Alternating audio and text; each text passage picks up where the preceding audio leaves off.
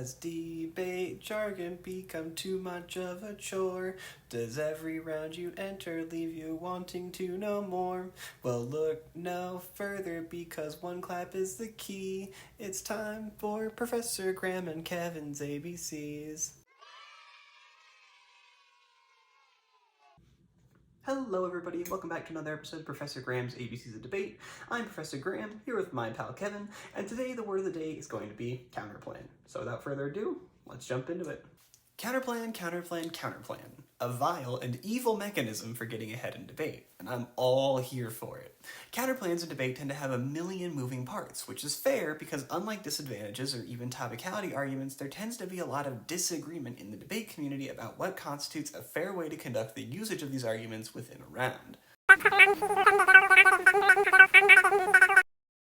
Oh no, Kevin's been red-pilled. We gotta save him.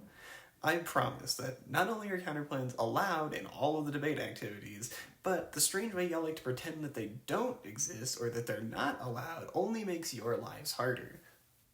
Let's start with the basics. What is a counterplan?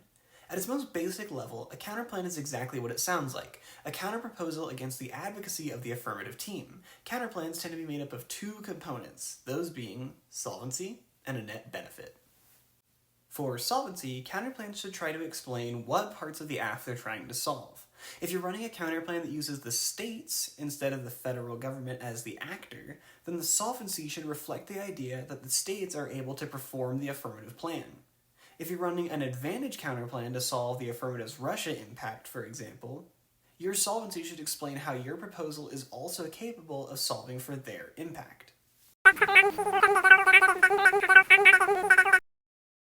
Sometimes, Kevin, people will read evidence on counterplans if it's necessary to explain something complicated, or if it sets up a trick later in the debate that needs evidence to prove.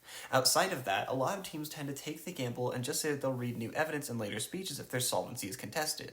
Taking the examples from before, it's unlikely that you're going to need a piece of evidence that says that states can regulate certain policy like education or criminal justice reform.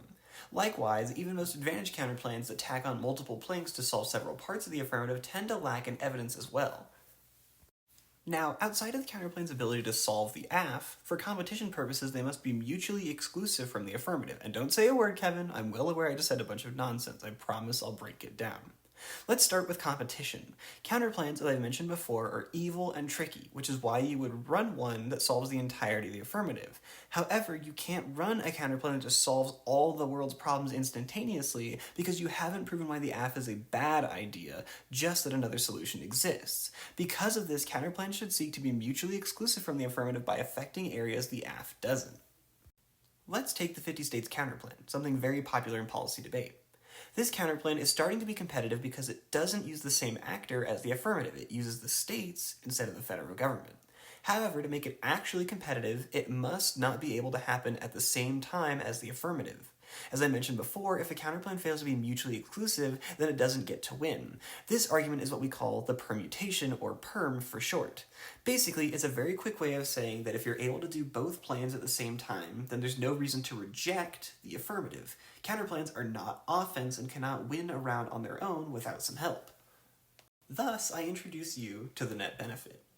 A net benefit is a reason to prefer the counterplan over the affirmative because the AF does not solve for it.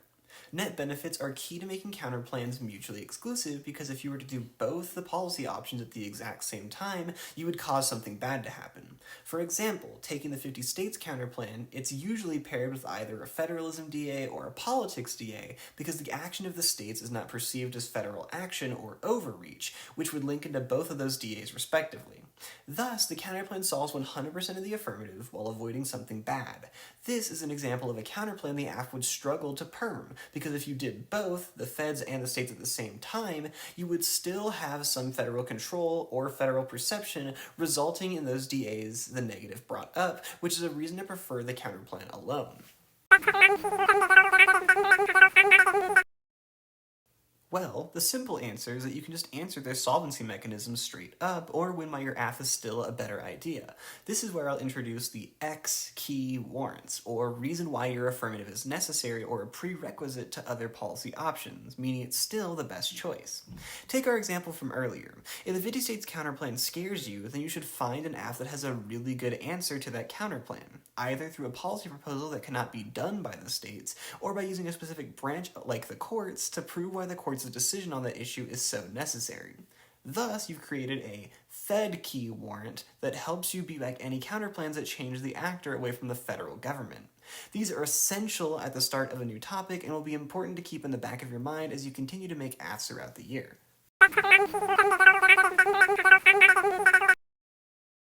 Oh boy, here we go.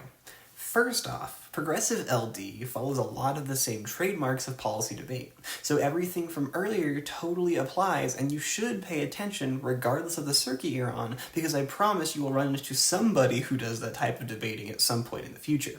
Second off, you fools are throwing, because people read counterplans in LD all the time. Every time someone just makes a contention that says that there's another solution to the AF, that's a counterplan. Maybe they're not advocating directly that it'll happen, but they argue that your affirmative isn't key and that other solutions exist. My friends, you're being bamboozled, and the sooner you recognize that, the better your debate against those evil arguments will be.